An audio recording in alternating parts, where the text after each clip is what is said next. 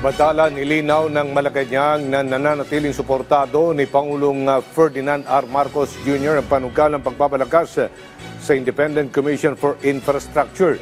Iginit ni Palace Press Officer Yusek Claire Castro, hindi titigil ang Pangulo hanggat hindi nakakamit ang hustisya mula sa naturang katiwalian. Si Glazel Pardilla sa sentro ng balita. Hindi aatras si Pangulong Ferdinand R. Marcos Jr.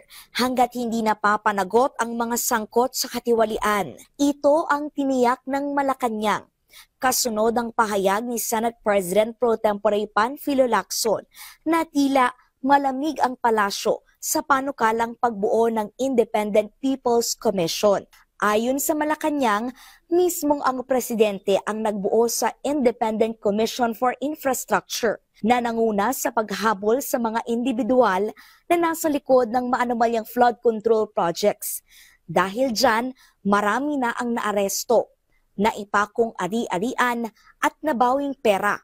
Kaya suportado ang palasyo sa pagpapalakas ng ICI. Paglilinaw ito ng Malacanang matapos ihayag ang pangamba na baka madoble ang gagawin ng panukalang Independent People's Commission sa Justice Department at Ombudsman. Sa ilalim ng Senate Bill 1512, magsisilbi itong fact-finding body na aasiste sa Ombudsman at DOJ sa pagbuo ng matibay na kaso laban sa mga individual na nilulustay ang pondo ng bayan. Bibigyan ng kapangyarihan na mag-issue ng subpoena, contempt, witness immunity at protection.